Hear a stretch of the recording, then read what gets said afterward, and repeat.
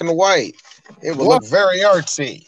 Welcome, ladies and gentlemen, to a movie about the journey of one white man on his journey of becoming woke and getting a third eye. And yes, the white man would be from Canada. Hey, look, D, look. Don't you sit here trying to blame him for being Canadian, all right? All that the man had the man just had one thing he wanted to do. My man just wanted to come in, do some construction work. Shit went south. And so at that point, all he decided to do was break into a cop car, steal a couple of guns, walk into a bank and say, I have come here to chew bubblegum and kick ass. And I am all out of bubblegum. Greatest improvised line ever. So to be fair, if we didn't have his perspective, like, he is the fucking bad guy in that situation, right? I mean, like, you do realize that. I'm just going to be real. I'm just going to be real with you, Harris. I know he said things dried up in Denver. Nigga, what happened in Denver? Why are you just walking? Why are you walking, though? Thank you for bringing that shit up, because they never really go into his past, and he did say that things went south, but I went, wait a minute. So, like, why were you walking? Why are you homeless? What happened in Denver, my dude? I'm just gonna say this. I'm not saying that it actually happened. You know what? But wait. I actually, Prime, I got an answer for that. See, when he was trying to explain himself, you notice that the chick in the unemployment office was clearly not giving a shit about him. Nah, she was an alien. I mean, dude's like, "There's no jobs here," and I'm like, "Damn, sorry, there's nothing for you." That's an alien. So we are doing another John Carpenter movie. This time it's a movie that some people say, oh, it's not a horror movie. And then some people say it is a horror movie. And then black people say, ha ha, you woke up, did you? Man, listen, you know what, man? We talked about Escape from New York being kind of an allegory. I think what was the John Carpenter was trying to do in Escape from New York? Because I know he was trying to tell some sort of like I don't know. He was telling the story of what literally became the inspiration for Metal Gear Solid and Arkham City. Okay, all right. Like if you would make a whole city a prison, you know what I mean? You keep let the prisoners roam around and do what they want within the city. It becomes a jungle. What type of violent things happen in the jungle? Yeah, 70 shit, nigga. This movie, though, it literally is the quintessential like woke ass movie. Like John Carpenter was really talking about class warfare. I think this movie is his biggest, hardest fuck you to Ronald Reagan I've ever seen in my life. Yep. Oh, and it shows. Crack era Reagan Prime. You have to add it in there. My bad. Hold on. No. If you got to get it very, very right. We're aiming at something particular about Mr. Reagan. We're talking about his good old plan that actually lasted all the way into the late 90s. Yeah, that's right. Remember where we said that was Clinton's boom? No, it wasn't. Yeah, I'm not joking. Reaganomics kind of fucking worked. Reaganomics kind of fucking worked for white people. So that .com shit happened, and it's like, oh, well, everybody's fucked down, aren't they? So, you know what happened, right? You know what happened, man. But the whole everything was just a straight up fu to that to conform society. You know what I mean? Knowing that there's a system there, knowing that there's a higher class that rules over everybody. Like fuck, spend money. Look, this movie, don't authority. The movie itself is just, hey, we are anti-establishment. And did you like how if someone holds money, you put the glasses on, it says, "This is your God." I'm like, yo. Hey, if only I was intelligent enough to glean the message there and that symbolism. So I need one of us to actually just do a meme where we just have Roddy Piper with the red Hotep eyes, and he has. God, you need to do that. I'm making it tonight. I'm making it tonight. I don't know why it didn't cross my mind, but I will make it tonight. No, D. Hey, Chris, and when he does that, just write in big bold print. Put on the glasses. Let me tell you something. His character goes from, well, I just felt if I follow the laws, everything will go right for me in life. I was like, oh, you're so dude, no. When he said, as he was saying, when he says, wait, no. Hey, Prime, no, I need you. No, you got to you need Gene Wilder for this. Oh, dearie dear. Precious baby. I'm sorry. The fact that he said, I'm just a guy that just wanted to follow the rules. When he said that, here's me. Oh, he really did choke and killed his wife in motherfucking Denver. That's why he's walking. Right. When he said I want to follow all the rules, I believe in America. I'm like, Hey, you want to know the fun thing about America? I want somebody to take that fucking scene. No, when he said all that, I was like, oh, the foreshadowing. I want somebody to take that fucking scene and dub the Curb Your Enthusiasm theme in that motherfucker. Let me tell you something about America, ladies and gentlemen. I'm gonna tell you something about America, ladies and gentlemen. Whether you like it or not, America is a motherfucking skinny dude with a big old long dildo, and he tells you spit on the tip. Okay, so. I swear when he said that though. Hold on, that's not accurate because there's a skinny dude with a big old dildo, and when he tells you to spit on the tip, when you lean in, he smacks you with it. That's no, that's not America. America is a skinny white dude. He pays the black guy to fuck you, but he only pays the black guy only 10% of what he's worth. Actually, no. I'm starting to hurt my feelings. I'm really starting to hurt my feelings right now. You're half right. It's America's the ending scene to Requiem for a Dream. Right. It's Keith David being entertained by two chicks getting the double-ended dildo. Ass to ass. I was waiting for Keith David. Shit-eating grin, Keith David. All right. When Roddy Piper said that, his character said that, I was waiting for Keith David to give him the conceited face, like, nigga, really? Follow the rules? Okay. Well, in this movie, Keith David was a family man. He's like, look, I got a family. Don't give me that bullshit. Don't give me this shit. What the fuck? Dude, Keith David playing it straight. Plays a straight, not just a straight man, but the straight family man who he just is clear. Like, look, I'm trying to help this dude out. I know he's homeless. I got shelter for him. He can go over here. We work together. Shit's cool. Everything's straight. You follow the rules. I follow the rules. You go your way. Just keep shit straight, and I'll look out for you.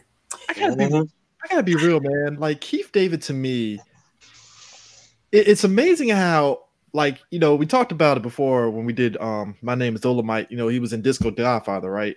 But I love the fact that John Carpenter was the one that brought him into the mainstream in the thing, and he just went in mainstream from then on. Like, and it's not to say that black people don't know about him and stuff, but it's like I never felt like black people really, black people still fuck with them like that, but still, I always felt like it was like, no, he's doing mainstream movies. It's like, oh shit, he's in Men at Work, and I'm like, I think really what it is Chris, when there are certain black actors that went through a different avenue. That still happens today.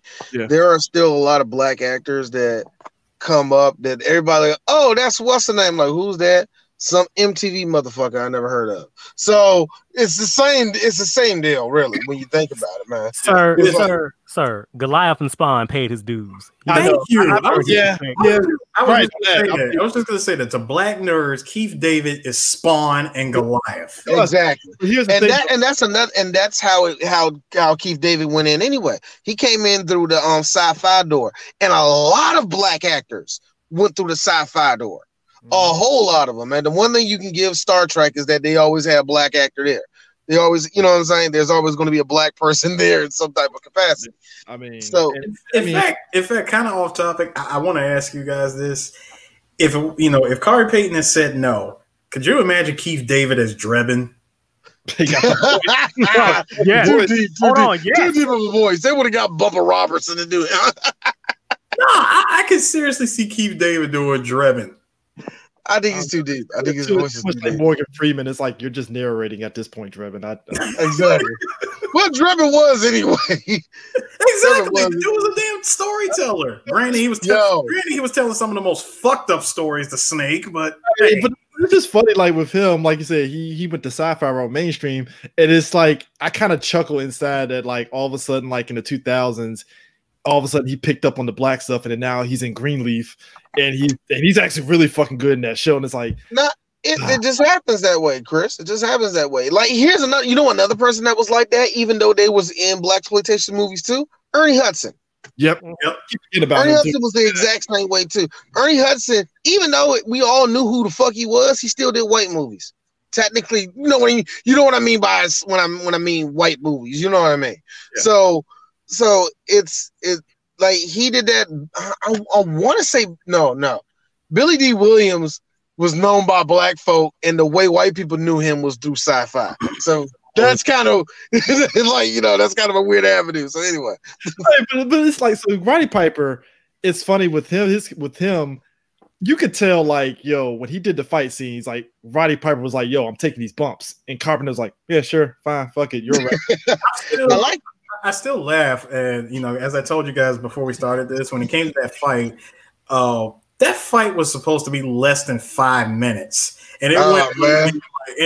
That was what was in the original script. Like I think they were supposed to exchange like a punch or two or whatever, and that was it. But these two choreographed a fight together, and they like practiced that shit for like 4 days. I mean, they said they purposely did that fight scene to mimic real life. Like it's 6 Yeah. They picked the right. Well, go ahead, bro. I would say they also painted mats to look like concrete, so it'll be a little safer for him. Yeah. Didn't Jeff Yamada help with the choreographing the scene? I think so. I think he did. I think of all the people though, you want to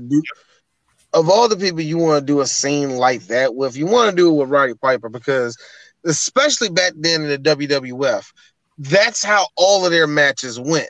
They went on a script. They kind of still do now, but it's way different, more complex, yada yada yada. But back then, it was literally punch, I fall. You run this way, do this, jump. They had to write it all the way out. So of all the people you want to do that with, Piper. And Piper will be one of those motherfuckers to do the take and still act like he's getting hurt or all that shit, selling it. You know what I mean? Because he really made Keith David look like he was getting this. Hey, D, let me tell you something. Keith David looked like he was beating the dog shit out of him. Let me tell you something, D. When that fight first started off, and my man said, "Not in this lifetime." Keith David said, "Not in this lifetime," right? And as soon as Piper went for that first swing, complete whiffer, my man Keith hit him with 3 pieces, no biscuits. I was like, yo, this fight is about to be sick. Bro, this is like a WrestleMania match. It's like, oh man, there's a storyline here. This is crazy. I knew it was on. The second Keith David helped him up. Piper laughed like, I gotta tell you, you punch.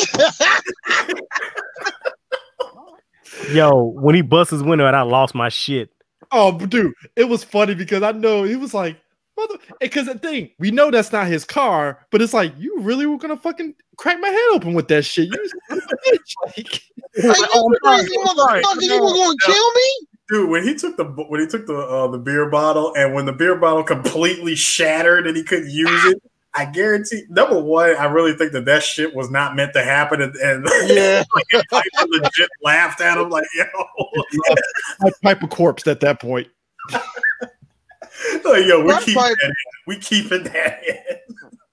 Y'all gotta understand, Roddy Piper, the former WCW heavyweight champion, the former WWF champion, and one white guy that hung himself in a promo and did have his eyes hop off. I'll see you, mad dog. You'll get me. While swinging from being hung from a noose. I am coming for you, mad dog. Piper I miss Piper. That's the best way I can say it. I miss Roddy Piper. love that John Carpenter got him because Roddy Piper literally looked like somebody that has lived a life. And I was like, yeah, that's he did. Piper was a runaway at like 13 years old, had a real rough life, and ended up becoming a wrestler, man. That's what really saved him was wrestling. Yeah. So he was Piper is a real. He's one of the real ones. You know what I mean? He's one of the niggas that took wrestling real. So yeah.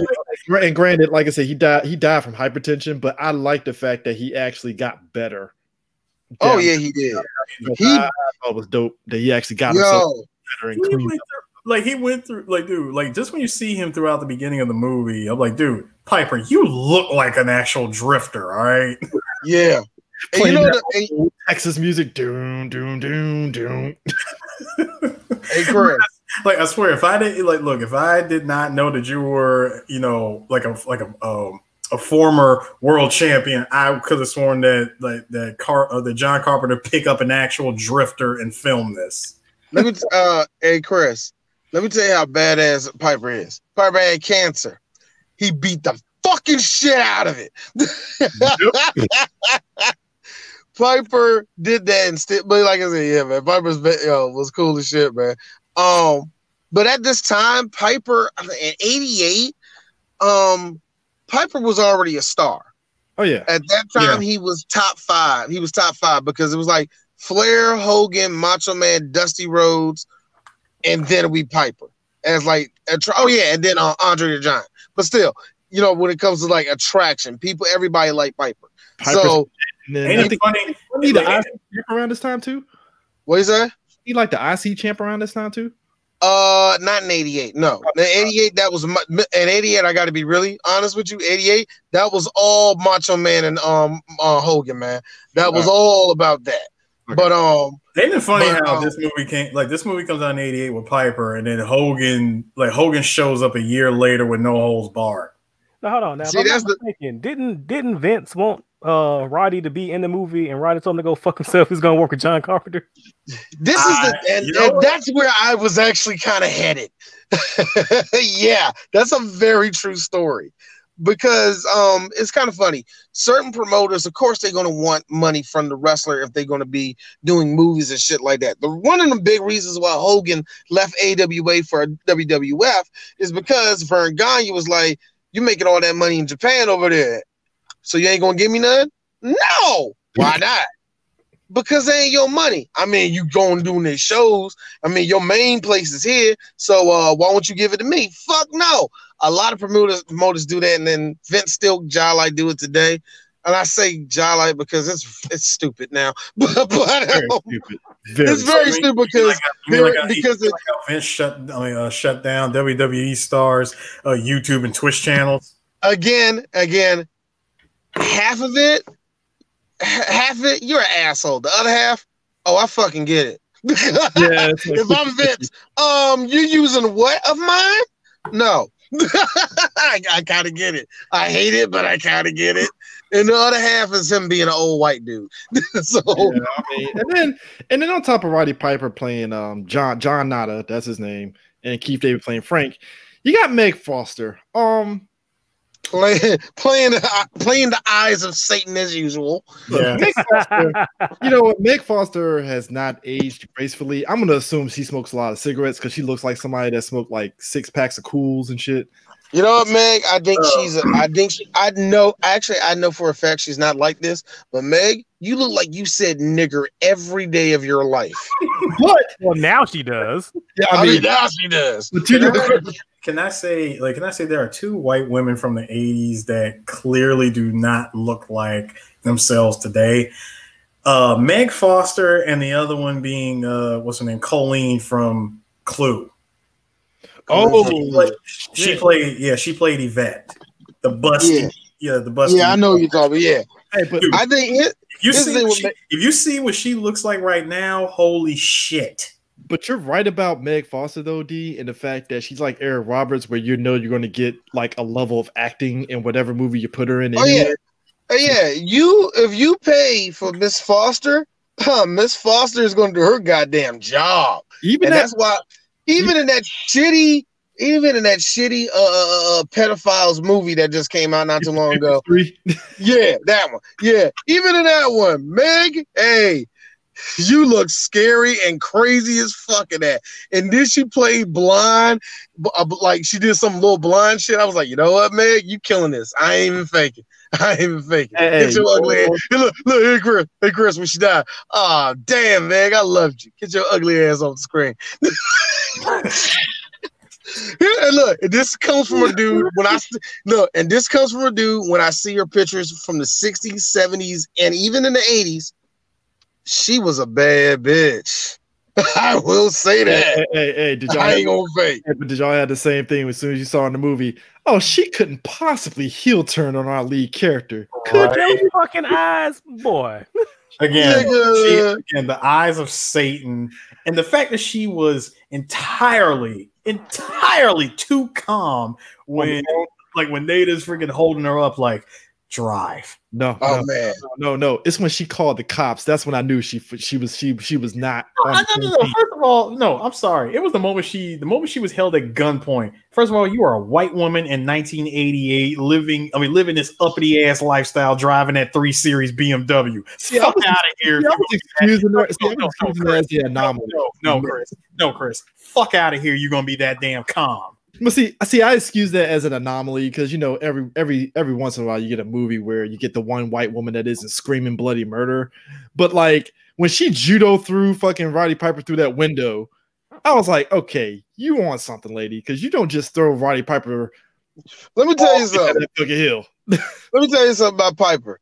Piper ain't a small dude. He is not a small man. He took that dude. Hill. Why I asked that question. How the hell did she casually seismic toss this nigga out of a window? 2 reasons, Eris. The script. The second reason, that's how good of a wrestler he is. He sold that shit. Yo, that was a big drop though, too. That was a hell of a drop. But I know Roddy Piper also did roll his ass down that hill, so he took some bumps. So he took that shit properly, yeah. And look, that's the funny thing about stuff, and that's what get me. See. That's why Vince wants hold of wrestlers in his movie, because if you get hurt, it's going to be on my watch, not on their watch. Because if it's on their watch, then I gotta wait for you, and I gotta do this. What if I need you tomorrow at Raw? Why is your hair? Vince McMahon noises. Hey D, you know what I could see? The moment Piper took that bump down the hill, right?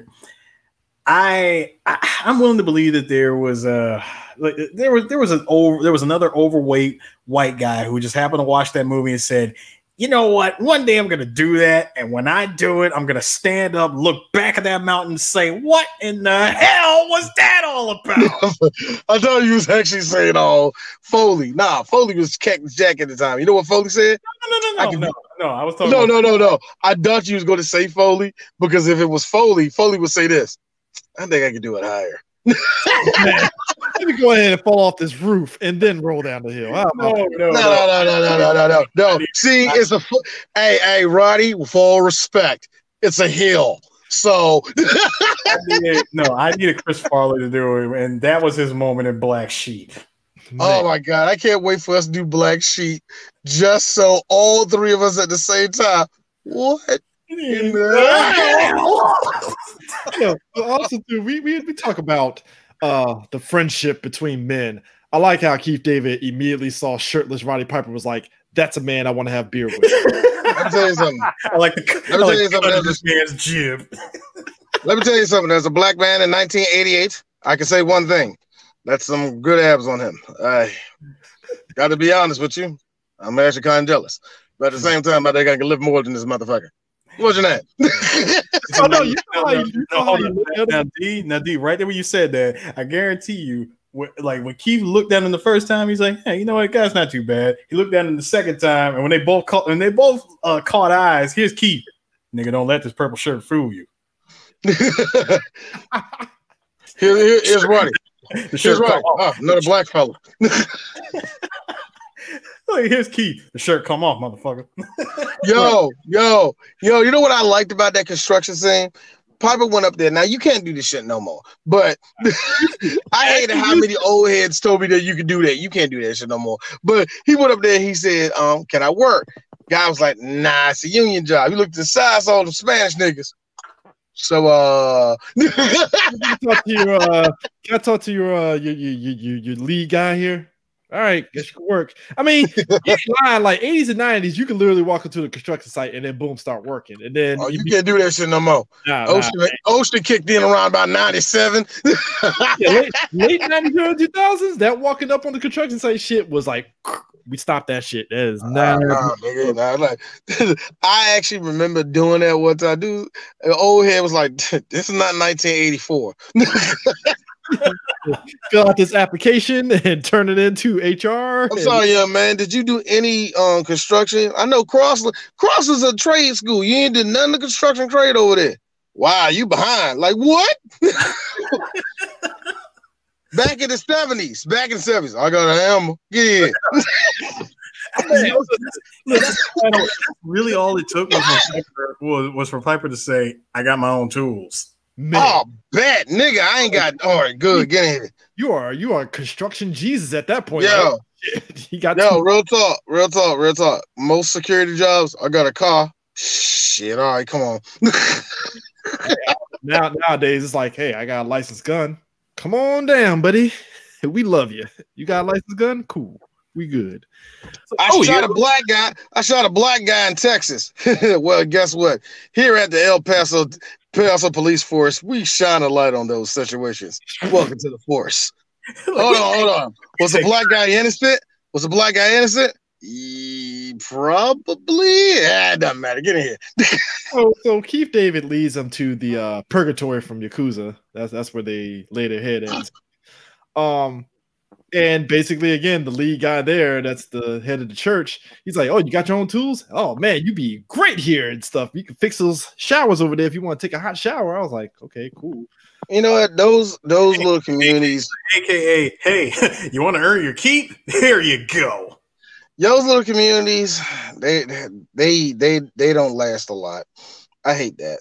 I hate those churches. They are either temporary or they stay doing the shit in community. You get that. There's like a couple of them in DC that are like that. They've been doing shit like 1950s and shit like that.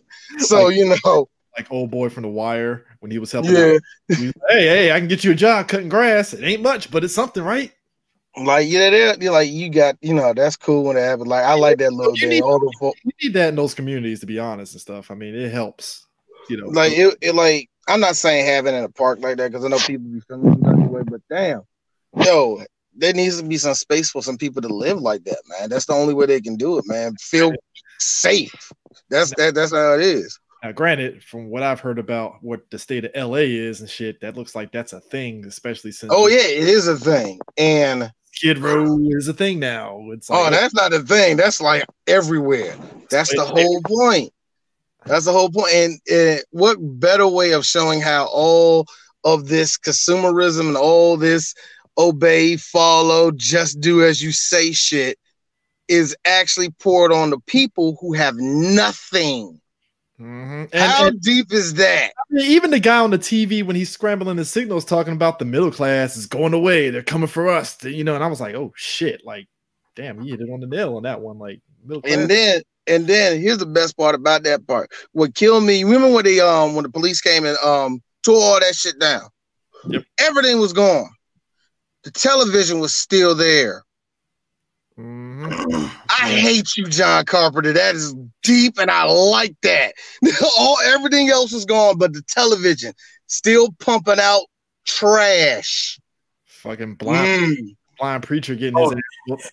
Speaking of the television, did you like how the commercial was showing what it's going to be like in the year 1990? It's like, here we're introducing fashion of the 90s. I gotta say, it wasn't that far off. It really wasn't. Hey, what got me was that fucking billboard when he put the sunglasses on that was for the computers and shit, and it said obey, and I was like, oh, give your information. Oh shit. Oh, it wasn't just message. It wasn't just they took. It wasn't just they took like this like this billboard, this magazine, this thing, and just put random shit. No, they meticulously put specific messages over specific things. And notice that everything with sex said, what did it say? Reproduce. Thank you. Reproduce. Yeah, I mean it's the whole, and I mean, and the thing of it is, the aliens essentially they do this for every planet, and our planet is their third world country essentially. And I actually kind of like that. That's pretty damn good sci-fi right there. I like that. And it's funny how this was actually used in, I think it was season 8 or season 9 of South Park, the Gilgamesh. Yep. Earth was canceled. Yep. You know what? You always have these stories where the aliens will invade Earth, and you'll never know what they are. Especially in there was a lot of that in the 1950s and 1960s. They had a lot of those stories like that. I love Roddy. So we're just not going to talk about this whole movie being Alex Jones's wet dream. Thank you. Yeah. Thank you. Which is hilarious that Alex Jones is like, yeah, I'm just letting the people know. And you put on the glasses with all his folk around him. He's not an alien, but everybody else in the room is an alien. Prime, since you brought it up, you do know that not the blind preacher, but the blind preacher's friend, the church runner, dude is a dead ringer for Alex Jones. Yeah, especially at the end, he's all cleaned up, like, oh man, you guys are into, oh man, this is great. I was like, man, let me tell you something. The GOP, I mean, these aliens are so fucking amazing. He's like, at the end of the look, there is no wars, there is no countries, there is no Earth. You see, and this is why I call bullshit on this, because I'm like, hey, dude, even if aliens are here, there's still racism, man. I'm sorry, like that's the thing. You can sit there and say we just kumbaya all of a sudden because the aliens are here. Like, nah, people hate black people here. I'm just saying. No. Hey, Chris, still gonna be racism. Yeah. Hey, Chris, this is I'm about to say this movie is not like, as much as you want to say that, and I agree with you. Prime just said it. This movie is not about racism. It's about racism's older brother, fucking classism. Yeah, it's classism. I know that. It's just the way he said it. Like somehow the aliens being here makes us kumbaya around the world. I was like, no, dude, we're not. No, it doesn't work that way. And guess who? You know who else thinks like that? No. I said GOP. Hey, no, get over here, liberal. You're the same way. In fact, you're probably worse at that than the GOP motherfucker. Like, naivety. No, check this out. Naivety. Like, they control it. It's all good. Look, Harvey Weinstein did touch a couple girls, but guess what? We're all talking. There's a black guy. He won an award. It's good now. It's like, no. So we also could just gonna breeze by the fact that they have a radio tower that literally says sleep. Oh no, I'm not breezing past it. It's just kind of ironic how that dude had a huge. That dude went from being BFFs with his freaking black pal, and all of a sudden, bam! I'm with the GOP and aliens now. This is great, man. I'm like, wow. How fucking hey, Chris, hey, Eris, you said they got a little radio tower that says sleep, right? Why the fuck did we turn on the radio, right? And we hear like a Kendrick Lamar song, and it's regular, right? And then the next song, we just hear sleep constantly. But we turn it on to what is actually played is a Drake song. Here's me. I like that song. But like the kicker about it is like working on the weekend like usual, sleep. Fuck you. I like that song. No. Hey, Chris, hey, Eris, here's the deep part. Future's part comes on, though. 100 bands on big pocket. Here's Eris. 1 out of 2. Anyway. No, you know what's the killer about this movie? I was thinking about it and stuff. This is one of those movies I don't want to ever see get remade because I feel it will get way too woke. It's no, Chris. You mean it's going to be extremely self-aware and it's woke? Yeah. And I think what worked for this movie is like when it was just kind of playing on like Prime mentioned, Reaganomics and just everything about society. And I think if they try to do it now, it's like it ain't gonna hit as good as it did back then. Like, here's the difference. When that came out, when this movie came out, it was still like, okay, whatever, we get it. We know that's what you think. Wow, whatever. How highbrow, whatever. You're still benefiting, so shut up. It was seen as that. That's why it's a cult classic, because everybody that likes this motherfucker is like, oh my God, I just woke up. Yo, but here's the kicker: when he went inside the church, he sees the glasses and stuff, and he's like, "The fuck's going on here?" They're playing gospel music, and it turns out they're hiding themselves from their meeting and stuff. So, like Dee pointed out, when the police come there, because there's a helicopter flying above them that clearly is working for the aliens and stuff, they destroy the church and stuff. When Roddy Piper comes back the following day, he sees the glasses and stuff because he saw them loading up glasses the previous day onto the truck and stuff. He puts them on, and that's when he starts, like, again, his third eye is open. He gets to that newsstand and he sees the lady, but he sees the black dude as an alien. He sees the white guy as an alien. He's like, the fuck is going on here? Like, what is this shit? What is what? And I gotta be real. He played it very well. He played it like he really freaked the fuck out. I mean, he goes to the Spanish market and he sees the other aliens and stuff. And what had me rolling was when he was like, "Oh man, this lady looks ugly. You're fine. This one over here, ugly." No, he hit it with the classic Piper insult. Like you look like your face like was dipped in the cheese dip back in 1953. I love how her response was, "We got another one." No. Her response was the moment he said, "Hey, like I put these glasses on. She like before I put these glasses on, she looks normal. I put them on, she looks ugly as shit." Falls over. I got one that can see. He's 6. You know what? He's a white guy, and I'm like, that could be any person, lady. No. Now hold on, Chris. I got something for you. Notice that they're all using those little bracelets as communicators. Today, it's everybody with a goddamn cell phone. Woo! That's a Karen. I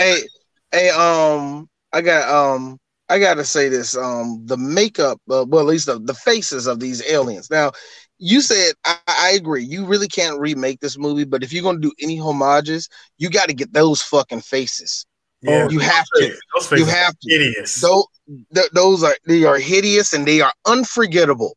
That is like if you're going to do any nod to this movie, that's the one that you have to nail. And I think you can you can't remake this story. Number one, no, you can't. But I don't know. But that being said, I love how 1950s this fucking movie gets. I really do.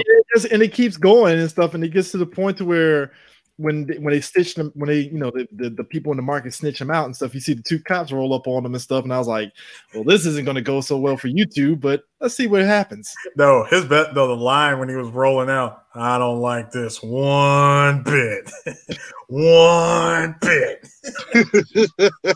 Yo, but here's my thing. What I loved about the scene is I would have had the same reaction. When he shot both aliens, he's like, oh, y'all motherfuckers can actually get killed just like us. I was like, yep, that's me. I'm like, yes, they're not invincible. Thank God. It's like you still die the same. Oh, he had a sigh of, the look on his face was a sigh of relief, like, okay, thank God they're not invincible. Oh. Now to go back to what Prime said earlier, he looks crazy. He does. He looks very crazy. Dude, first of all, you see a white guy walking down the streets of LA with with a freaking bullet belt, carrying a shotgun. He's got a freaking Colt Python in his pocket. Come on, man. Hey, look, I got to be honest with you. No. Here's somebody being smart. Wait, AD, hold on, real quick before you say it. Then again, this is LA. He's white. Fuck. His whiteness afforded him to walk around LA with a bandolier of bullets and a shotgun. If that was a black dude, they would have lit his ass up immediately. You know, I think white people really don't get how tough it is to be black people to have fucking fucking guns on you, have a rifle on you, how much of a target you are. I don't think white people get that. I really don't think they don't get that. Like, yo. It was Keith David walking down LA. Them cops have been on his ass before he walked into if Keith David had a motherfucking cell phone that was too shiny, they would have got him in his kneecap, dog. I think that's what made this character work, because he's so straight laced about like everything. Just like, I don't want to be a part of this shit. What the fuck? No. Dude, hold on. You see it in the beginning when you notice that when you notice that Piper has the binoculars and he keeps asking about the church. Immediately, you see the look on Keith David's face. Whatever you think. No. Just leave it alone, man. Just like, mind your business. I'm minding mine. I want nothing to do with it. Some black people shit right there. Like, no, I don't care. Like, and you know what's funny? Like, even when Keith David gets the glasses on, it's like he's still kind of like, I'm in, but it's like, man, I was not expecting this shit. Like, because in his head, it's like, oh, it's white people shit. I don't want to deal with that. It's whatever. I don't care. But before he gets the glasses, it was something I noticed about the bank shootout scene. And Prime, tell me if you caught this too. Have you noticed that this bank is the same bank that got shot up in The Hidden and Heat? I did not. And you know what? Doesn't it look? No, it ain't the one that set it off. It ain't the one that set it off, is it? No, it's not the one from Set It Off. It's a completely. It looked like it. It looked like the first scene. It might be the one from. It might be the first scene from Set It Off, but this Final bank. Yeah, but no. This bank is the same one from Heat and The Hidden. About to have my ass watching Heat tonight. I hate you. But nah, like skinny Val Kilmer going down Main Street. Where's the man? Had me fucking pissed off. Like, well, I want skinny Val Kilmer back. I hate you, Hollywood. I hate you. Oh man, even though I fucking hated in the whole movie, I channeled size more of that damn. I channeled size more of the end scene. Look, I am not going to sit here and let you chastise and make light of the inspiration for Master Kazuhira Miller. All right. Exactly. First off, that is the most fucking I took a Japanese name white person shit ever. Like, Master Kazuma Miller, really, white dude? Kazuhira Miller. Weeb, you goddamn weeb. You fucking weeb. Who knew Master Miller was a fucking weeb? God damn it. Oh man. But seriously though, that is actually the same. It's the same bank from the other movies. And considering this is LA, it's kind of on the nose. I mean, but so you know what that says?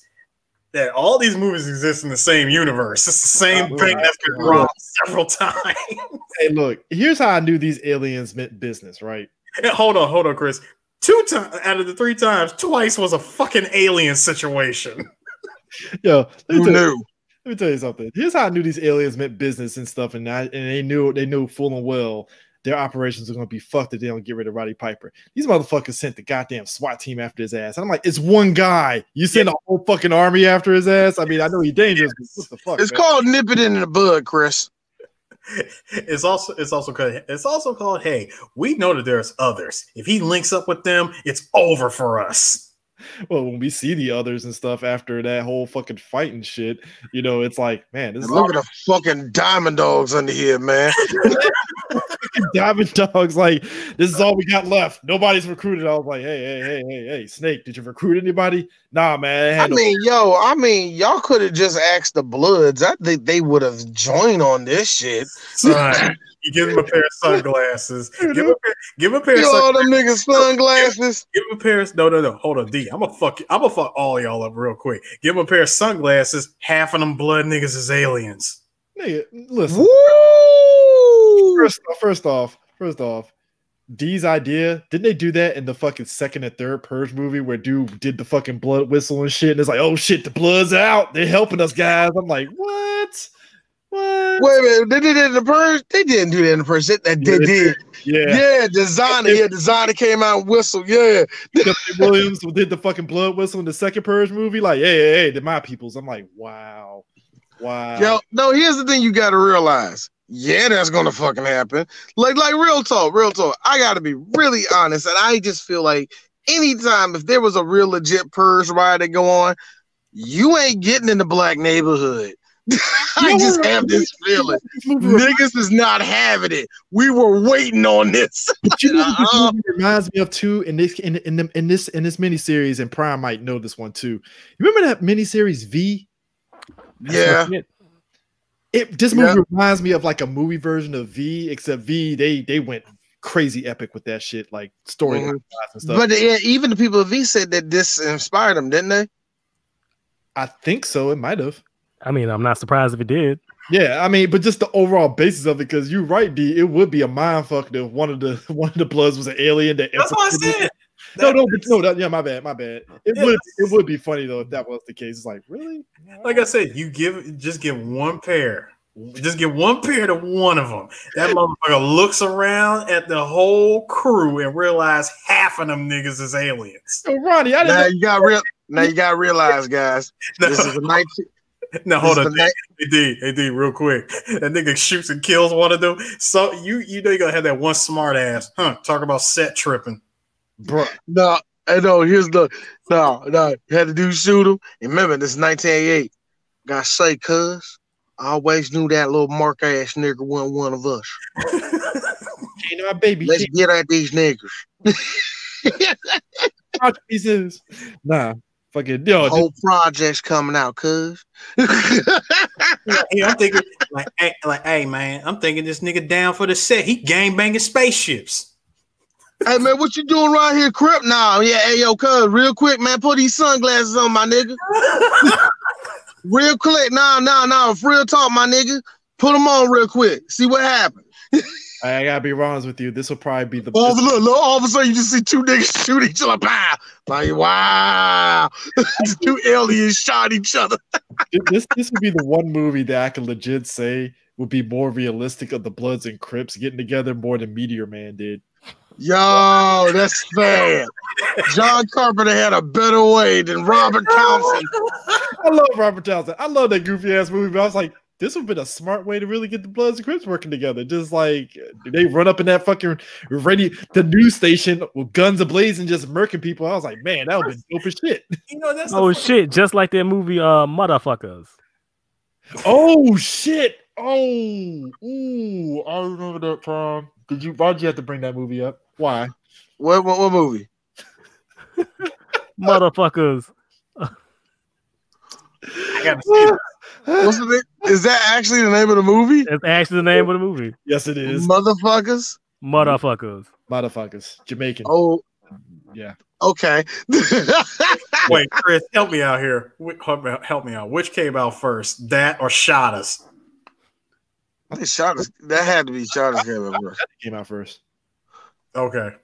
Yeah. But that would have been interesting. But it was kind of funny. The build up.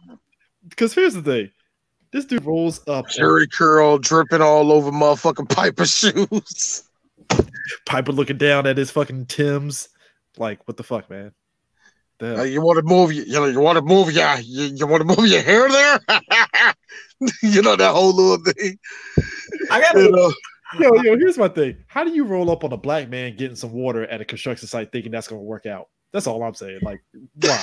Look, Keith David had this look like, motherfucker, I knew you were crazy. Now I hate helping white people. Here's the funny part about Keith. When Keith follows him at the end of the day, meets up with him in the alley, and says, "Hey, 1 week's pay. It's the best I could do." Now, hold on. That 1 week's pay in 1988 was like $2,000. Man, nigga, you can do a lot with $2,000. Hey, real talk, Keith. Get out to your goddamn wife in Detroit. Yeah. Backstory. He has left his family in Detroit. He has been gone for 6 months. Hasn't seen him in 6 months. Is he still talking to him? I got to be honest with you. I don't think he is. The only thing he's doing is probably sending them Western Union money payments from every time he gets paid. That's probably Keith David. He had to keep moving further out. And remember, as he told Piper, I'm like, look, I'll tell you one thing.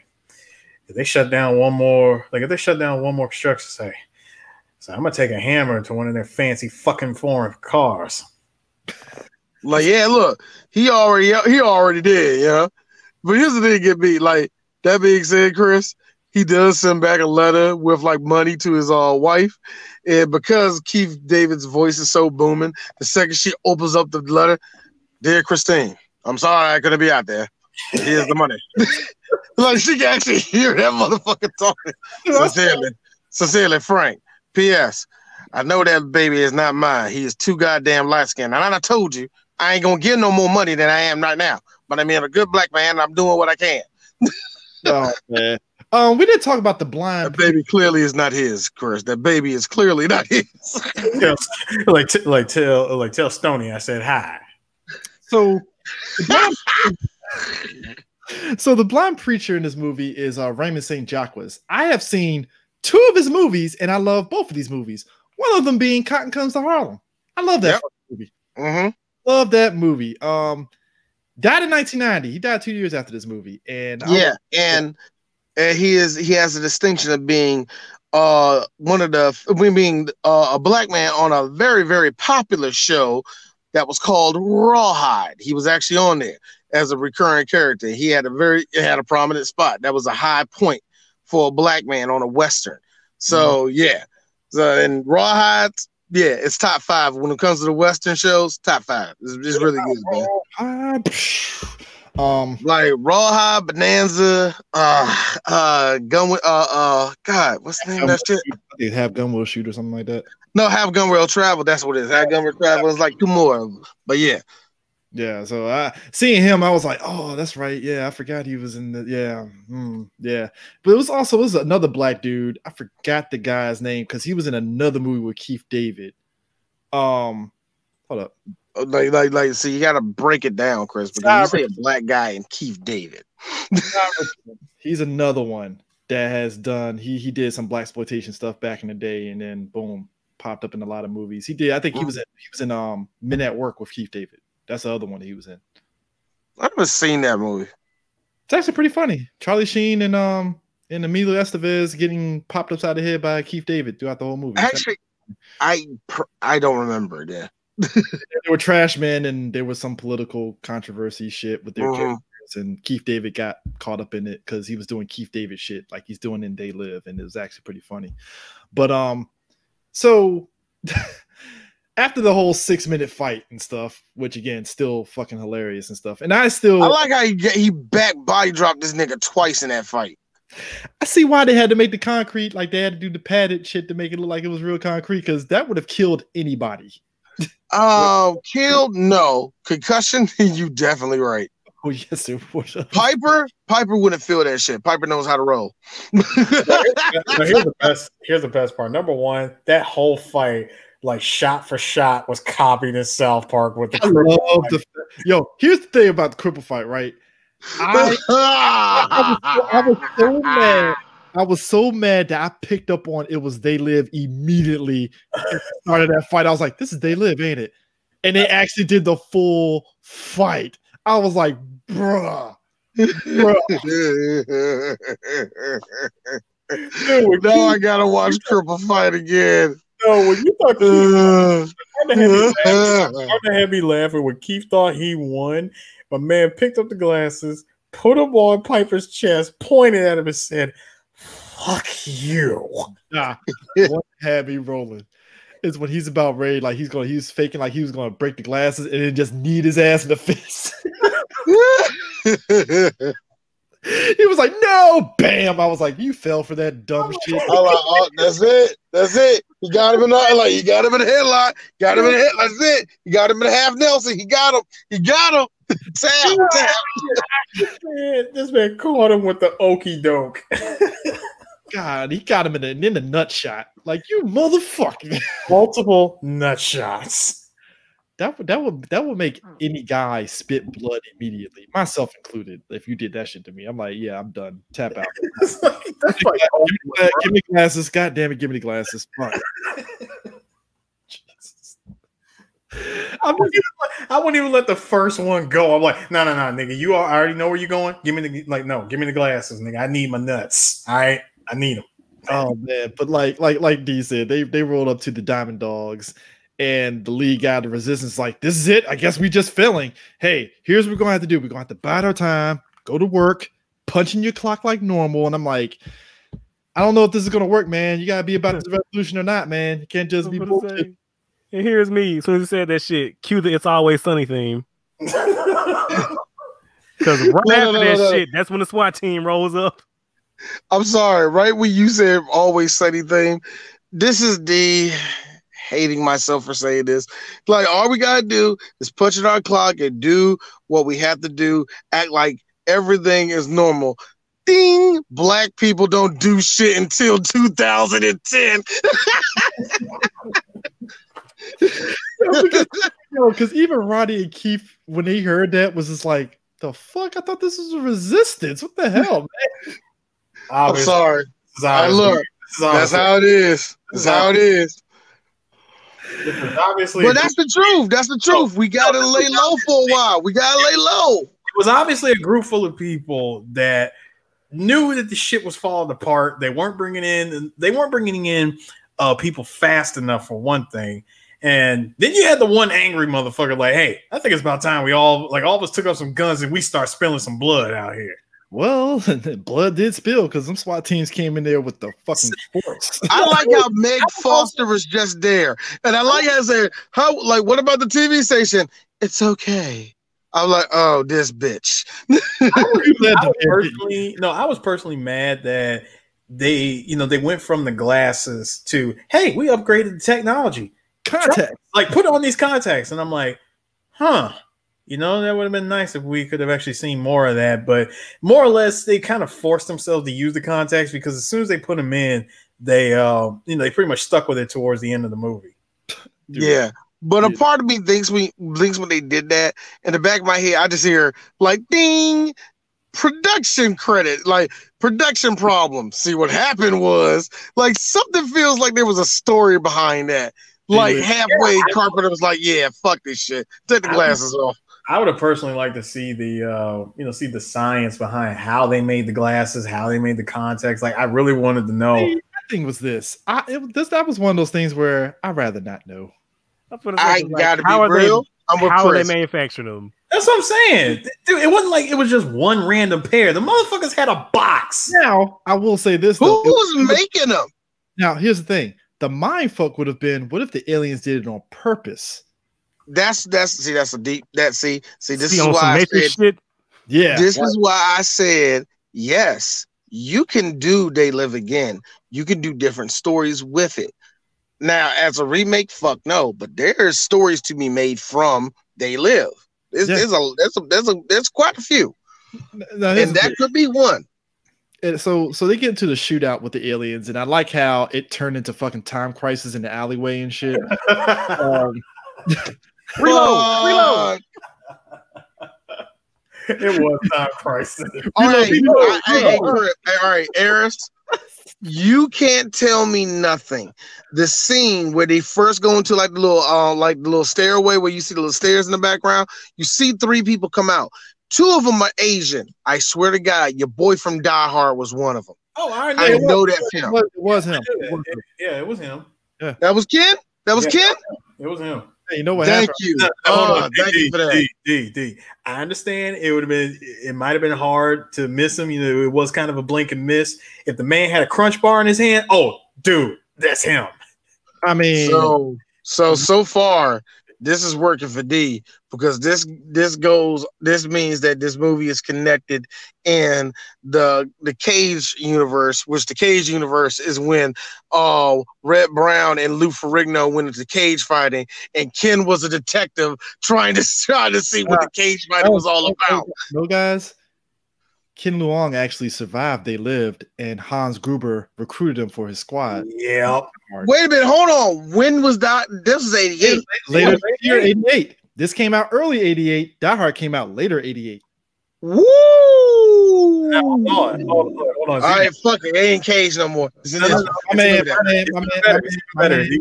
even better.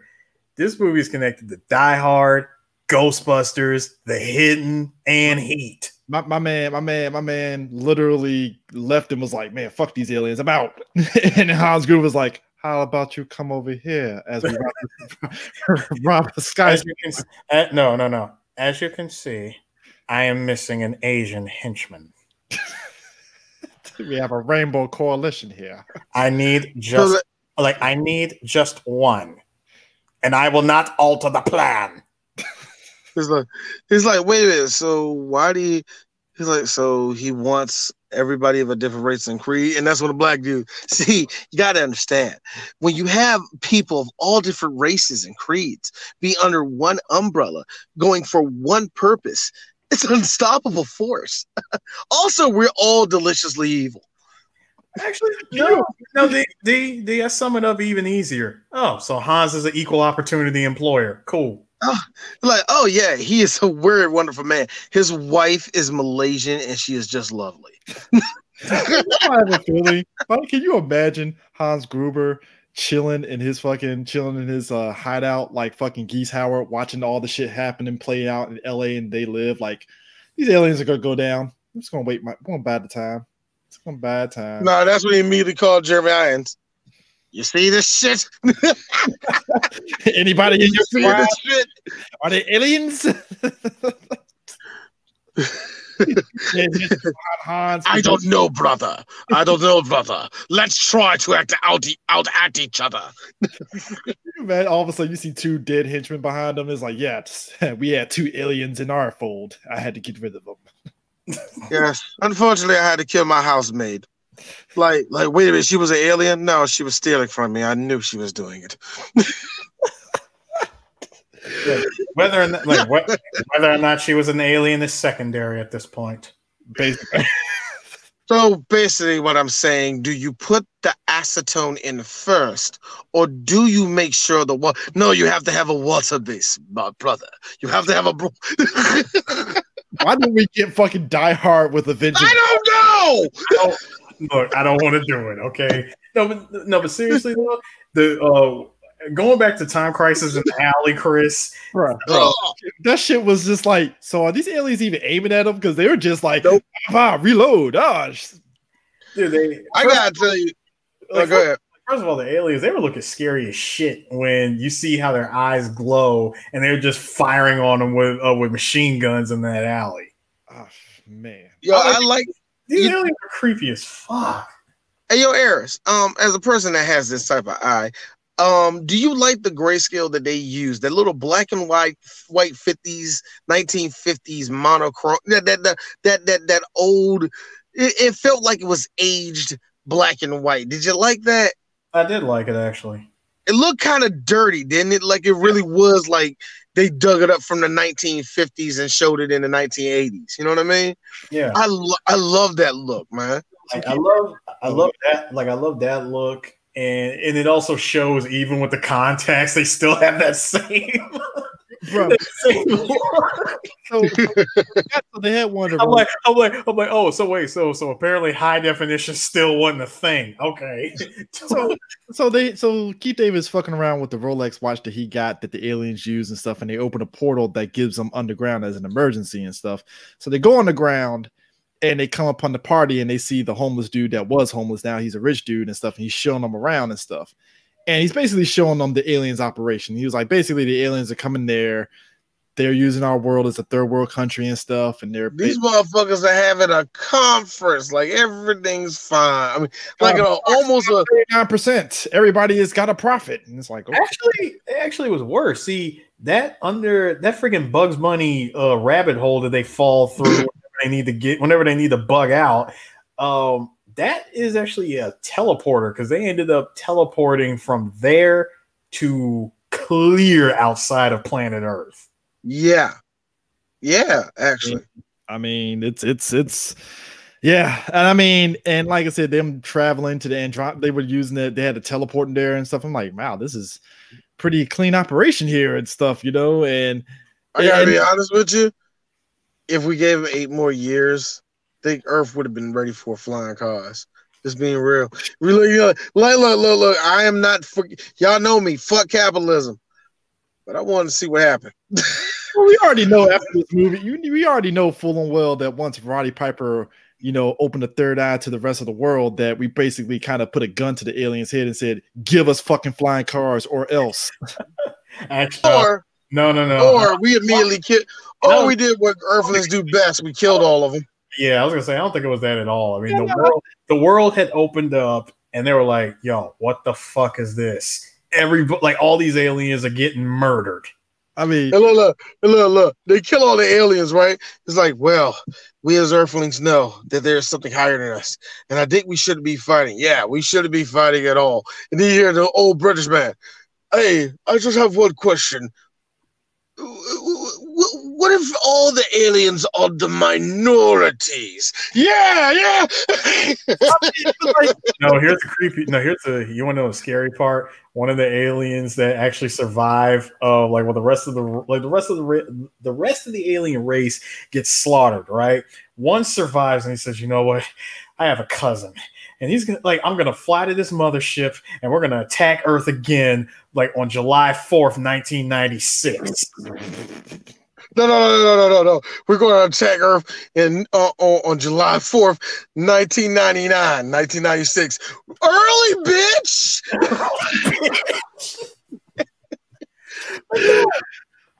Oh, we scored up quick as shit. I mean, but never mind. No, we're not just gonna take over. See, we were trying to live amongst y'all. We were trying to give y'all choices to where you could be, you could live and be rich, and we can give you anything you wanted. But y'all fucked that up. So guess what? We're exterminating. I mean, welcome to Independence Day, bitch. I mean, and the thing, welcome Earth. And what made it more funny is they get up to the studio and he's like, "Oh, you think you can get us to talk to the studio?" And I like how the alien military guys was like, "We fucking stupid! Don't you have your damn slips?" "Oh yeah, we do." Bow, bow, bow. And I was like, "Oh, well, never mind." And shout out to Hobo McHobo who saw that shit and went, "Well, you know what? I'm out." Oh man, my man was like, "Yo, you ain't gonna fuck up my high. I'm already fucking drunk as is. Fuck this." Scotty, get me out of here. Hit them with the dome. Gotta be real, man. I gotta be real. The movie said he was drunk. I think he snorted a couple lines of coke. Dude, it's 88. Of course he had coke. It's obviously at least off of 3 different hookers' titties. At least. I'm dude, he had 2. He had 2 for breakfast, 3 for lunch. He had, just a little bit of the fingernail. Prime, not just any titties, alien titties. Even better. So it had the weird groove. I like how Eris was away from the mic. He gave it a little bit distance, like some nigga way in the back. Even better. Seriously, even better. Because alien titties. Because real talk. And just so you know that he was just like Tony from Scarface. My man had a baggie of that shit. Oh my god, man. You know what? He had a baggie full of coke in his in the left breast pocket. Now that being said, how fucked up is that imagery though right there? It's like, dude, all you had to do was sell out. All you had to do was just do what the system tells you to do, and that can, everything work out for you. Now, that being said, that's okay. I know how people can take that symbolism. That's a little bit too easy just to say, see, all they want, if you conform. It's not that simple. That's selling out as that's like a representation of just selling out all together. You know what I mean? Yeah. I'm fine with being fucked. The check is still coming in. Yeah. I mean, it's not even just that, it's about selling out. It goes completely against Roddy's message. I believe in America. Yeah. Following that is Piper's image of America. That's the exact thing he thinks it is. If you just work hard, there you go. Yeah. When that is non-existent, you have to do some type of dick sucking. and then the movie turns into Lethal Enforcers with Roddy and Keith David rolling through the fucking. I like how we're upgrading all this, Chris. This is beautiful, man. I'm ready for a real shitty one. See, Time Crisis, say what you will. I bangs with that shit. But Lethal Enforcers, I hated that game. Played it all the time. Played it all the time. Hated it. Time Crisis is what I like to call what if Michael Bay made a fucking video game. That's all time. Nah. That's what's the name of that joint? LA Guns? Was that motherfucker? LA Machine Gun. No. What's the LA one Machine Guns? where it's you and your partner, but it's like it's handguns, but they're like machine guns, and like the first level you going up a fucking skyscraper. Confidential missions. Is that the one? It might be. I think that is that one. The same people that made Time Crisis, because I know they got Crisis. They had the one with the SWAT team that's like Time Crisis. There's the machine gun, like it's like this. There's the machine gun games, there's the hand games, and then there's the rifle games. That's kind of really how it goes. You got Gunblade NY, and LA Virtual Cop. and Virtual Cop. Yeah. I'm in Virtual Cop. I know about that one. See, I like the machine gun ones because those motherfuckers, that's me feeling like Rambo or Red Brown. See, that's why you got to play the SWAT team Time Crisis game, because that shit is just nuts. Nothing. Oh, that's so much fun. Oh man, I never get past the second level on that bitch. I played at MagFest. That's why I played on MagFest. Fucking free credits, and I can just beat. Yo, I'm playing with I'm playing with little ass kids. I forgot where I was at, man. I'm playing with some little ass kids. Nobody helping me, nigga. hey, we're playing Time Crisis. Shoot the fucking damn nano machines. You suck, kid. I hate you. Tell your mom I'm a fucker. Yeah, tell her that shit, nigga. I want to ask y'all this. So, how fucked up was it that, with the obvious heel turn, like where homegirl shoots Keith David? I'm wondering. I'm looking at Keith David like, so you ain't gonna just run behind your man's right behind him. You just gonna stagger for like 5 minutes? Like, what the hell? Man? Like, look. Hotep D, as you see, everybody, it's the white woman that put the black man in danger. I know y'all see, I can't spell for you how many letters and how many alphabets inside of your cerebrum that I can explain how the white woman kills the black man. Ain't that right? I want y'all to realize this is a black people only stream.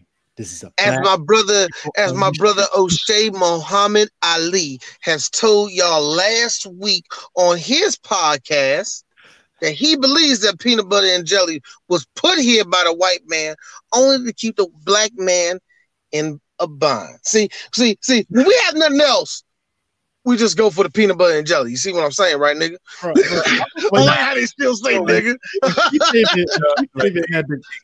You speak on that. You speak that. Preach, sir. Preach. Najee Rambi. Umar, meanwhile, hearing all this jerking off. This is beautiful, brothers. This is beautiful. Black men need to do this more often. Hey, D, talk about the prison system. What the oppressive system? Yeah, the oppressive system. But did you love, like, just in my head, when Keith David had the gun put to his head, it should have been a pause, like, so you might be wondering how I got to this place. Well, it all started 2 weeks ago when this crazy ass cracker threw some glasses on my fucking face. Yo, a part of me did hear the fucking Cleo Deaf song. Sometimes I try. Oh, he had to his credit, he had to look like, well, shit, it was a good run. Bah. Actually, no. What D saw, fuck around with these white folk. And it came out so abrupt. As soon as the camera showed Roddy Piper go upstairs, and there's the gun. Bow. I was like, well, there you go. Where that went. But Piper still turns off the transmitter that is transmitting the transmission all over the world to transmit their transmission all over the transmission mission. And gets killed in the process. Yeah, and he gets the finger to him as it explodes. And I love this scene. As a decent shot with the middle finger. As a kid, though, I remember seeing the scene with all the aliens. It freaked me out a little bit as a kid. I'll wholeheartedly admit that, because even I will probably be like those people in the news station, like, "Oh shit, she's ugly," and then run out and shit. I'll probably be that way too. I ain't gonna lie. It did make me laugh. If you got a gun, and you see one of them right off the break, you getting shot. It did make me laugh seeing that shit, because I was like, "Oh, the secret's out. She's it." I mean, can you imagine Earl from the fucking auto supply store fixing your car, and all of a sudden he's an alien? You're like, I mean, I can kill you, but I won't wait you finish. And then you know what the best part is, I'm glad though? you said that shit. I'm like, you guarantee that chick at the end, that was what she was thinking too. She was like, fuck, but I'm this close though. Yo, here's the funny thing. I was gonna ask that question too. Hold on. Just imagine it. How about the dude that was in that was in the bar? He had the bottle broken over his head. No. Here's the best part. My man was looking. First of all, he was stone faced. He's stuck in the middle of all that shit. So there was no way he could be like, "Oh shit, the jig is up. Run, wastebasket, run." Yo, what the fuck? I'm just thinking. I did tell myself, "What are you getting piped down?" And all of a sudden, I would be. First off, if I was piping down some chick and she was an alien, I would finish and then I would slowly be like, you know what? I think I'm gonna go to McDonald's. You want anything? All right, cool. No, I did the comedy. No, here's the thing. Give me strength. What are you talking about? Like, oh shit, yes. Here's the funny thing about it. The way you play the scene off, it's like, wait a minute, why you stop? You don't go to credits. You sit there for a solid 25 seconds. But within the 25 seconds, you can see it on Chris's face. The thought of, oh my God, this is an alien. The other thought of, oh my God, I'm having sex with an alien. But at the same time, the fear, the scare, the horror of having sex with a creature that is not your own. But you push in and then credits. It's the fact that she was enjoying that shit. She looks down, realizes he's an alien. Oh, you stop, nigga. No. Alien had the best line ever. What's wrong, babe? I'm gonna stop you right there, sir. That looked like the most boring fucking thrusting I've ever seen in my fucking First of all, she rolled that dick very boringly. Yes, she did. Well, she had to take control of it, so that's why she was not minding anything that he was doing at all. That's why she was looking at the news like, "Oh my God, you see this shit, nigga?" That's when you know your dick game is garbage. When the chick would rather watch TV than fuck you. That's horrible, right there. Man. You know what? Hey, me and Eris, we call that the Foxy Love hurry up sex. Yeah, daddy, it hurt. It really do. Meanwhile, you got Scarface in the back. Yo, wrap it up, B.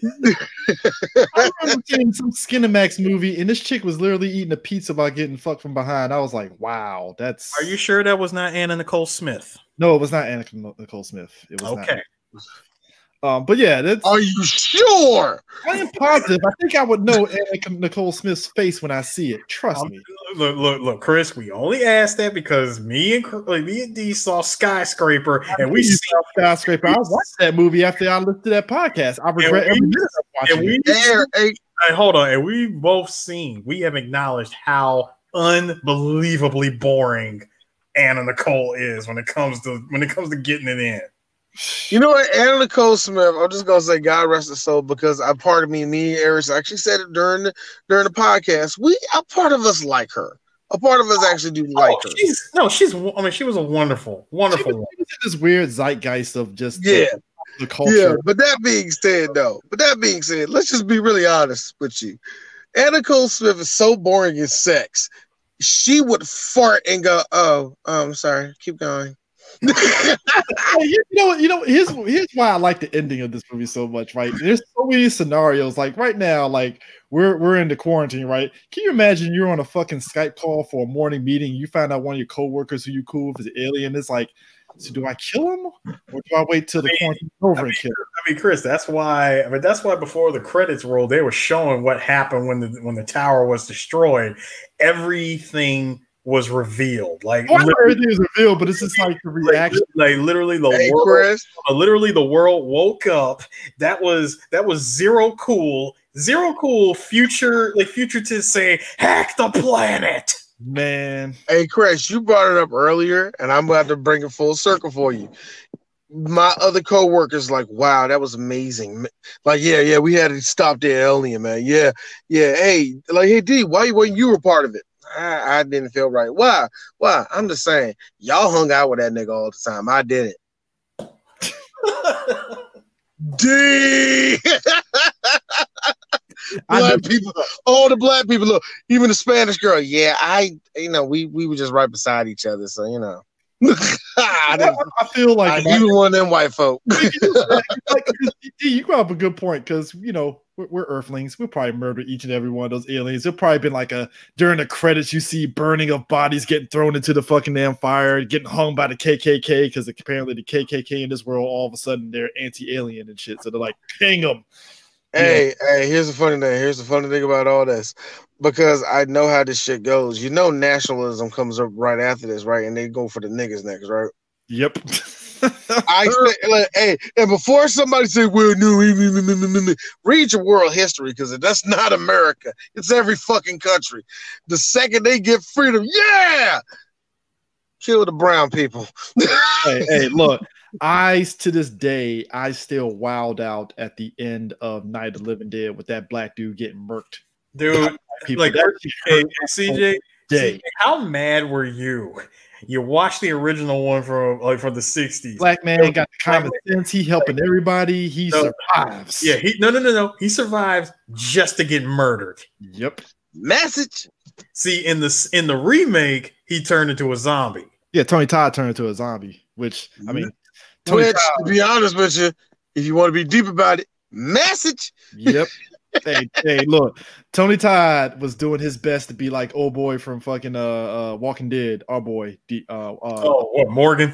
Yeah, he was the movie's Morgan till he got bit, and it's like, well, Morgan would never, but you can't close Tony Todd. And the thing is, Tony Todd, like we never seen him get bit.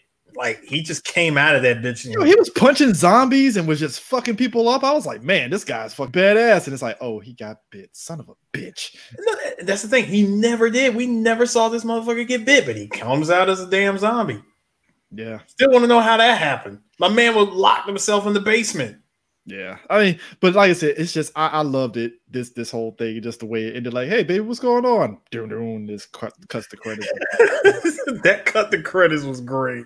Hey, look, real talk, folks. If you can, go to Shout Factory and buy the Blu-ray of this because that cover is ridiculously 80s. Yes, it is. Yeah, it is with all of them on the front cover. But hold on, if you wait till December, it comes out on 4K Blu-ray, and it's the original cover. I don't have a 4K TV like you, sir. I'm not rich. Okay. All right. I love how you just said I'm not rich, and yet I think you make more than him. Exactly. Hey, don't be putting my personal shit out there. I don't need people coming. I ain't say no damn number. Nobody care about your life. Anyway. They don't. They do not care. They really don't care. They really don't care. Hey, Chris, I told you. What about my personal feelings? Fuck them. Fuck your feelings. How tall are you, nigga? Yeah. The guy asked you that. How the weather is up there? The same as it is down there, bitch. You rude.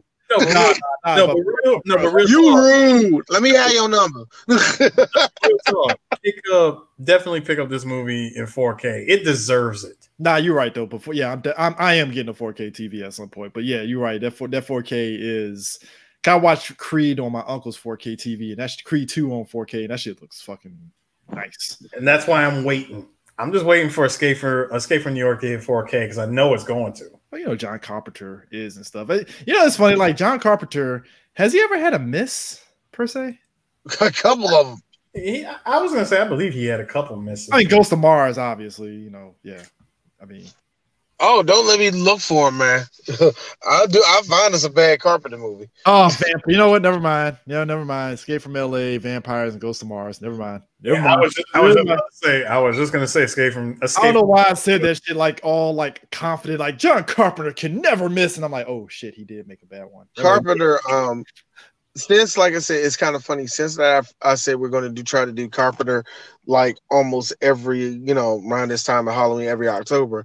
I'm also trying to see. I'm thinking like, should we go into Halloween because the first 3 Halloweens pretty much has his stamp. You know what I mean? Yeah. So I want us to do them, but I don't know, man. It's kind of weird. We haven't really talked about Halloween. Yeah, we don't. Yeah. Actually, I know. I still maintain John Carpenter made a fucking awesome Doom movie and Ghost of Mars than the actual Doom movie itself. Ain't that ironic? I won't argue that. I'll agree. I had to think back on that. I was like, there hasn't really been a good Doom movie, and I watched Ghost of Mars. I'm like, this is fucking Doom. I don't think John Carpenter has played even a match of Doom or even knows what Doom is, and yet he did it. God damn it! Like you say that John Carpenter, like, yeah, I never played Doom. Do. Like, what you listen to? Nothing. Bye. No, or he pulls the. Actually, I'm an Unreal Tournament type of guy. Really, it's like really. Actually, I like Diablo. It's like it's a very sophisticated guy here. He loves Diablo. Also, like I like Diablo and I like Dark Souls.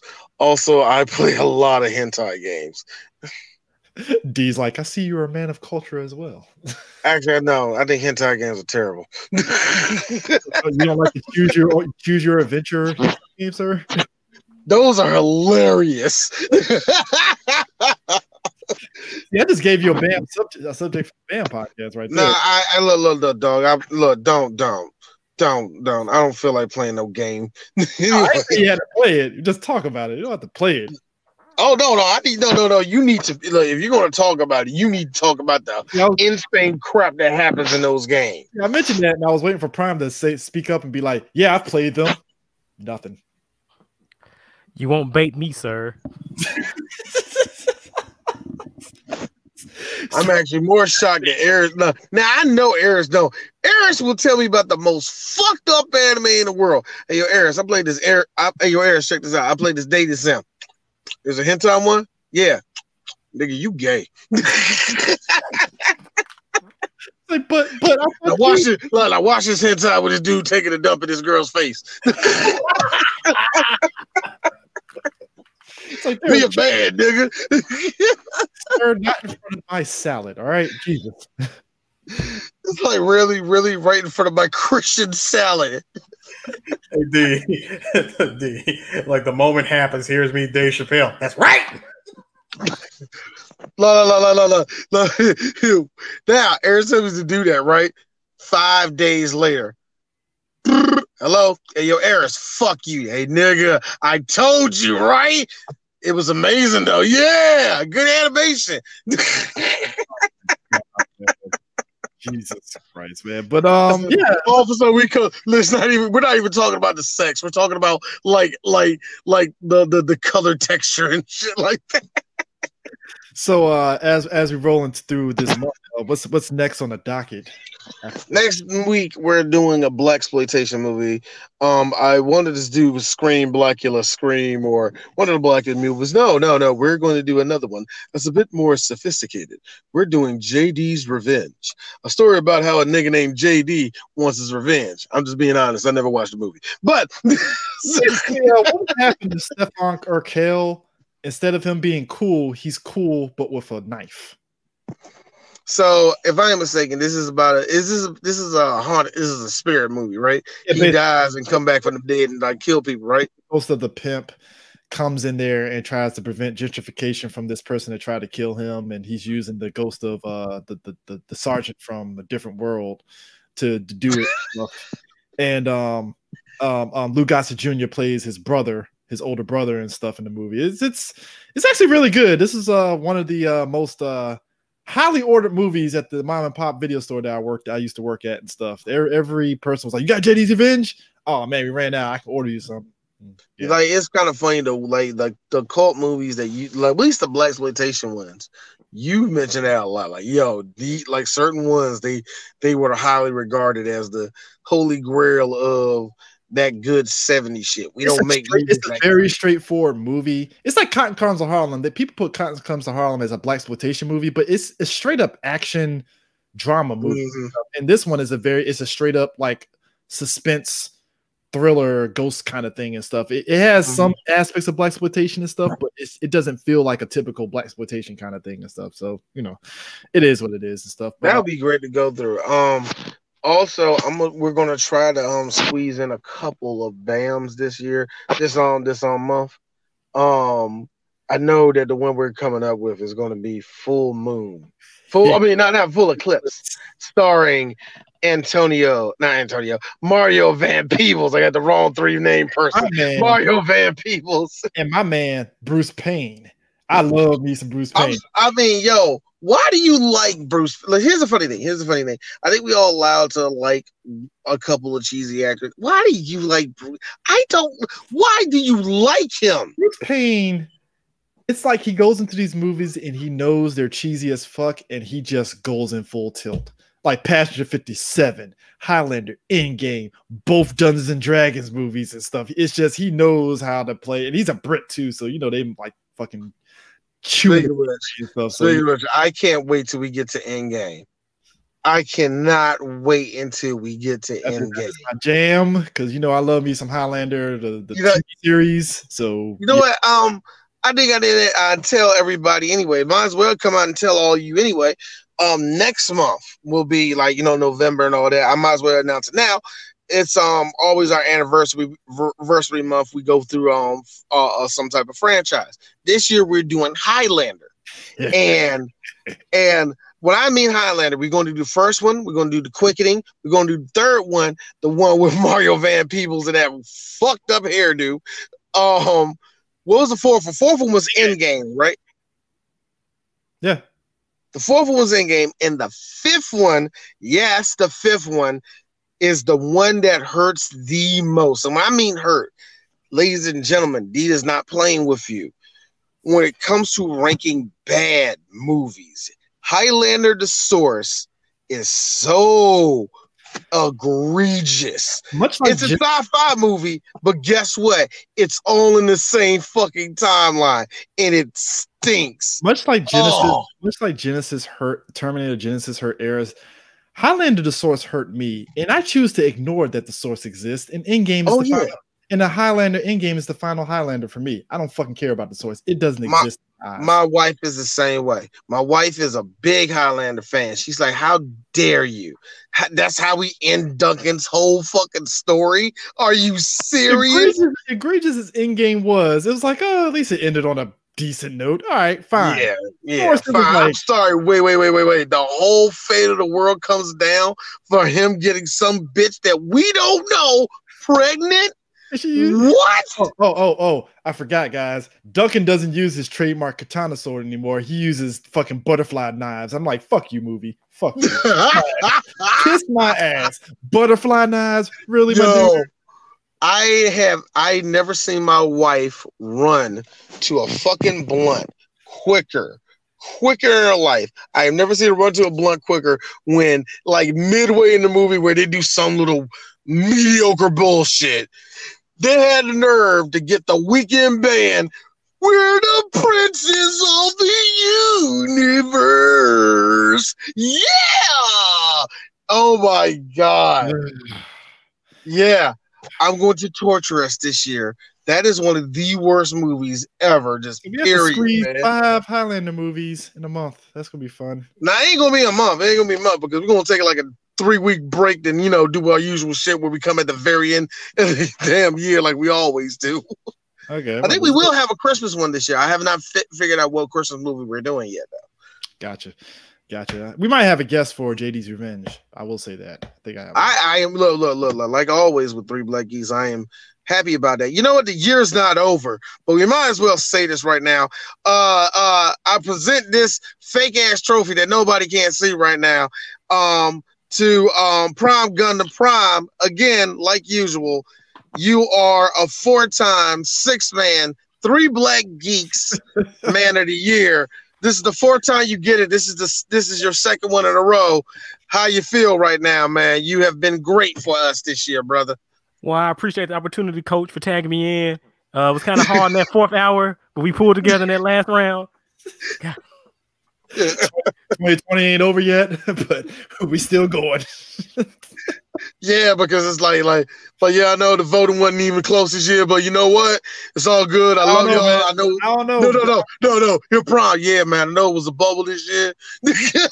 I don't know, man. Duke and Prime gonna have to probably fight it out at some point. You know that, right? But no, Duke ain't look. No, Duke only Duke wasn't even on one this year, was he? He did one. I forgot which one it was. I don't know which one he did. Like, see, Fox only been on one. Mo only been on one. Mo been on 2. John been on 1. So whatever. But anyway, Prime, like I said, Prime Prime is the nigga. We love this motherfucker. So of course he's gonna be on a whole lot of shit, man. But anyway, I just had to mention that because it made me laugh because I had to say that shit today. But anyway, well, I appreciate you, dog. I appreciate y'all. Yeah, man. Because I know, you got quiet. I know you don't fuck with Highlander, do you?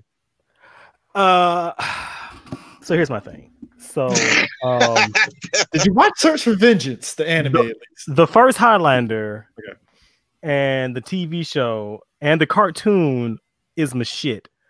Oh shit! I forgot they did do the cartoon. I forgot. I didn't like the cartoon at all. I didn't. I just didn't fuck with it.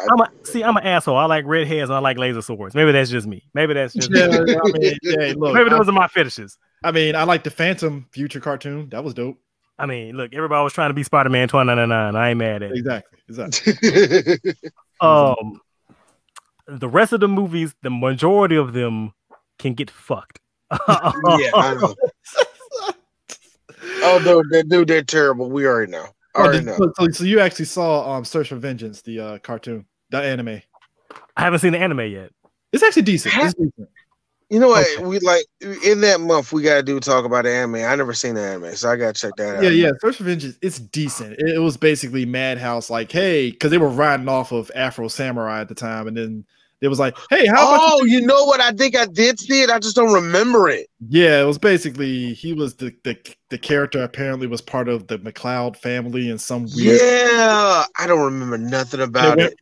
He was part of the Greek past and stuff, and then they go to the future and look like fucking Wicked City and shit. And I was like, all right, I know what you're talking about. God, I seen it. I can't remember shit about it. It was decent, man. It was one of those properties where it was like this is actually pretty decent.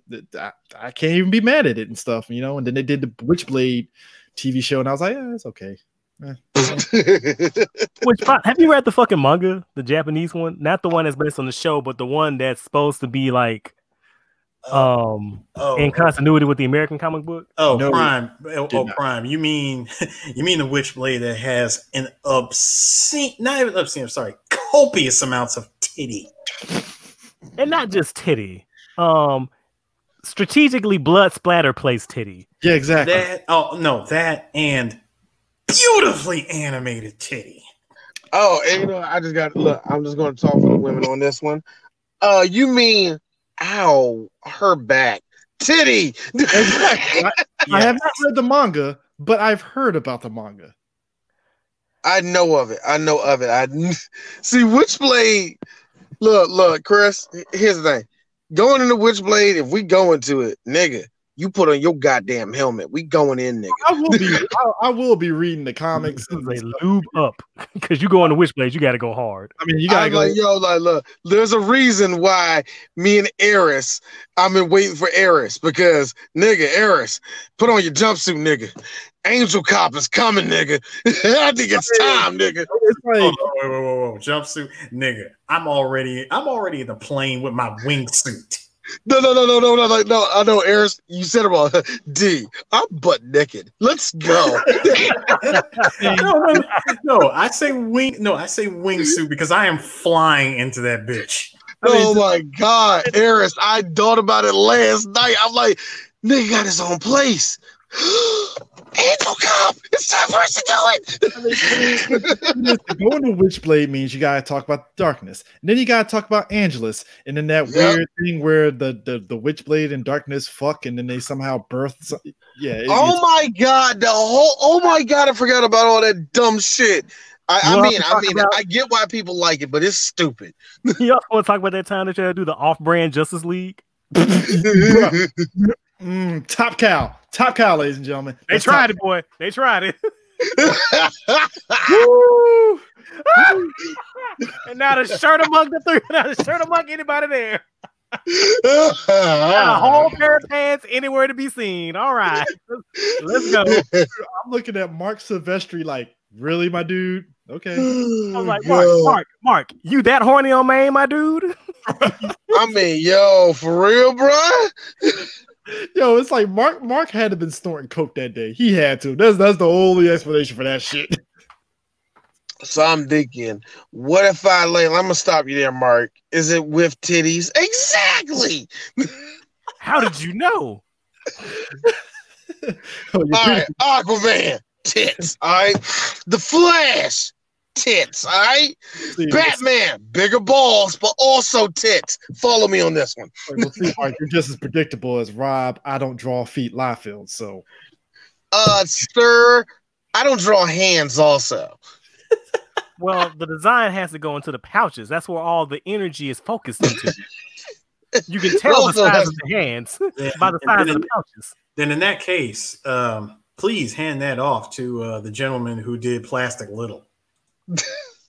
Yo, speaking of which, Eris, no, we're not doing that. Actually, why, D? Why are we not doing Plastic Little? Eris, I'm not doing no pedophile shit. I can't. First of all, just because it's animated that way does not mean that that those women are underage.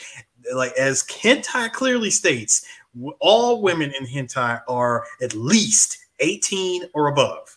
And that, ladies and gentlemen, means the show is over. Bye.